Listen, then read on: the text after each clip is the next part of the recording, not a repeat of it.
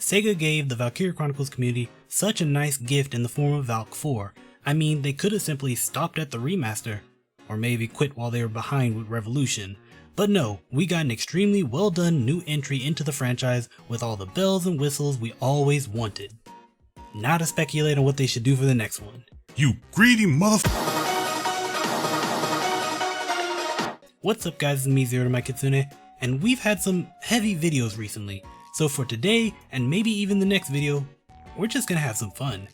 For the last few months, I've been playing the updated Imperial Onslaught mod for Valk 1, links in the description below, having a lot of fun over on Twitch by the way, and the archives even hold my last couple of runs.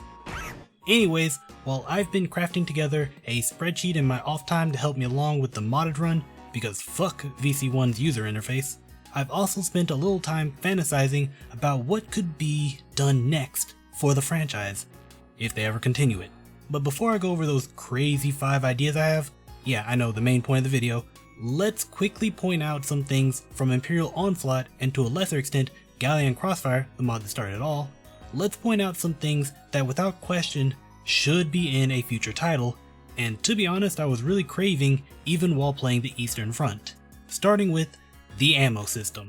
Imperial Onslaught's implementation of ammo for most available weaponry was a really smart move, increasing the FPS feel of this strategy FPS combo.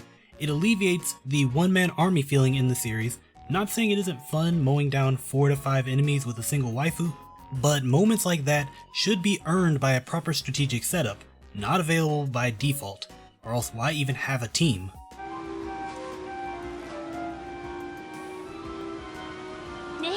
Forget that. I've seen players complete entire stages with like 2 to 3 units out of a potential 8, and in record time to boot.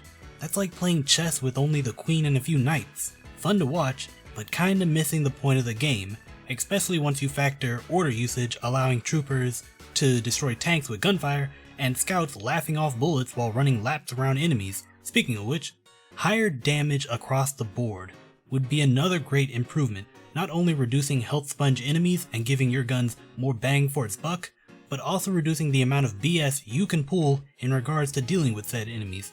Now I'm not saying bring it up to Imperial Onslaught's level with a time to kill on par with old school Call of Duty, but certainly a scout should be shredded pretty damn fast against a trooper even with a defense order. Command points, or CP, in Onslaught get a variety of tweaks that help the experience, but most importantly a reduction in CP overall would be good for variety, not only because it forces the player to be more resourceful, but also because it gives the enemy more turns overall to fight back, making for a more lively battlefield. And finally, one of the hardest things to let go of when going from modded VC to any vanilla experience is the consistent potentials. Without potentials, units really don't have much differentiating them from each other, or at least other members of the same class. In Onslaught, almost every unit has at least one potential that when the condition is filled, will activate 100% of the time, while in vanilla, at least for the first game, most have a 10% chance. And while in future titles they have the morale system, which after thinking about it is a bit flawed, maybe a topic for another time, there should be some potentials that reliably activate and can be strategized around. Okay, so that went by rather quickly. Got the pretty reasonable ideas out there, the things that mods have already done and could theoretically be easily implemented into a future title. Hell, VC4 already has the higher damage, kinda, and intercepting sniper rifles. So conspiracy theory aside, maybe they were actually paying attention during the game's development. But now for the crazy unreasonable shit. Yeah, that's unreasonable for this franchise, alright, I kid, but seriously, the AI in Valkyria Chronicles could really use an upgrade. And to be honest, a well done AI is kinda hard to do. But pulling it off would open so many doors. Battles could be so much more dynamic, they could give so many more tools to the player since the AI would be smart enough to fight back, and the game would be less about solving a puzzle and more about fighting a war. Which is solving a puzzle but with extra steps. Moving on. Having an ally being taken down would be so much more tense if enemies knew to go out of their way to hunt them down, maybe even using alternative means to finish them off, like double tapping or throwing a grenade at the critical body. As things are, even with the Imperial Onslaught mod, you can really notice when the CP goes on complete autopilot. always summoning the same type of reinforcements, or enemy soldiers that ignore obvious priority targets, focusing on ridiculous things like a single soldier sitting on a tower. Yeah, that happened. Now here's something a bit controversial to hardcore players: range indicators. One element of VC that isn't really all that apparent until you play the difficulty mod is distance. Interception ranges have the required distance, your potentials have a distance, even sighting targets has a distance depending on the weather. The higher the difficulty, the more important these numbers are. Back during my first Galleon Crossfire playthrough, there was one stage where you were forced to eat interception fire from the start of the map. That was a very unique experience, and the only way to overcome it was to carefully select units who were far enough away that even though they were still being shot, they were not taking full damage because of drop-off. These numbers are important, and while the player can see when their units are no longer within their optimal shooting ranges, it would be nice to see an actual number next to a unit counting the exact distance between the two for quick calculation.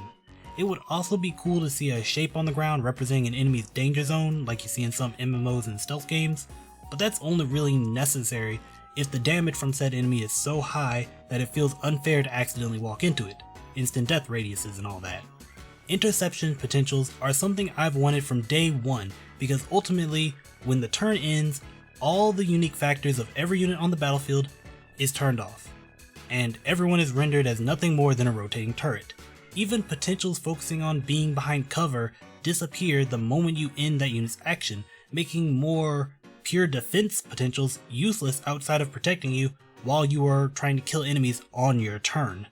It would be really interesting for every unit, ally and enemy, to have one extra potential that has a chance of activating during the interception phase, allowing for more interesting defensive formations. Things like taking less damage from grenades, dodging 100% of the time like enemy aces do, or even switching up their ammo to something that debuffs only during the interception phase. There could be a lot of cool ideas to put into this potential slot that both sides could take advantage of for unique stage layouts and strats. As a bonus, maybe scouts, units that have much less use whenever you nerf scout rushing, could do their namesake and actually scout out what interception potentials an enemy has by looking at them. Okay, pet peeve of mine, dodging sucks. It's annoying, unpredictable, and a lot of the time not all that useful. Whenever an enemy dodges, it simply wastes time in the most unfair feeling way possible. The only method around it is to either proc an undodgeable shot, another RNG roll, especially outside of Onslaught, or to shoot the enemy from behind, a gameplay option that becomes pretty immersion breaking when dealing with bosses that have to be shot turn after turn from both sides to avoid them from dodging almost everything. There should be a way to guarantee shots on a target aside from looking like an idiot and shooting at their feet. Maybe make body shots undodgeable and the high damage headshots balance risk versus reward, I'm not sure, but something should be done for such an unfun game mechanic. And as for the final crazy idea, this, I think, should be the natural evolution of the game, adding secondary actions for the player to use, since the traditional idea of one action per unit will eventually get stale. Picture being able to have scouts combat slide to quickly move from one spot to another, avoiding damage, or shock troopers being able to hunker down either while moving or in cover to reduce interception damage while they get in close for that really good shot. One I would really like would be snipers being able to go prone outside of grass. I honestly have no idea what it would do, since snipers are already super accurate, so it can't be that, but it would be cool to see. Kicking realism to the curb, we could even have engineers deploy dynamic cover grenades, Capsule Corp style, for others to take advantage of, or Valkyria units briefly covering themselves in the blue flame. Something to take that VC combat to the next level. Okay, so those are my ideas. Obviously no clue if Sega would ever even think to include anything remotely like the mechanics I've stated, or even if they have plans to do Valkyria 5. But it's fun brainstorming potential ideas, especially if later down the line something happens and you can look back and see just how wrong you were. I mean, I still have to factor in that I never played Valkyria Revolution, so who knows, maybe despite it being, as far as I know, quote unquote a terrible, horrible, horrendous game, maybe it has one or two gameplay ideas that would just do better in the mainline Valkyria games. Either way, leave in the comment section what you hope Valkyria Chronicles does in the future. Check out my VC streams on Twitch, linked below, and seriously, if you have Valkyria Chronicles and haven't played either Galleon Crossfire or Imperial Onslaught, you're missing out. Sure, it can be pretty damn frustrating, but I really think it smooths out more problems than it causes. Either way, I will see you guys next time. Johnny!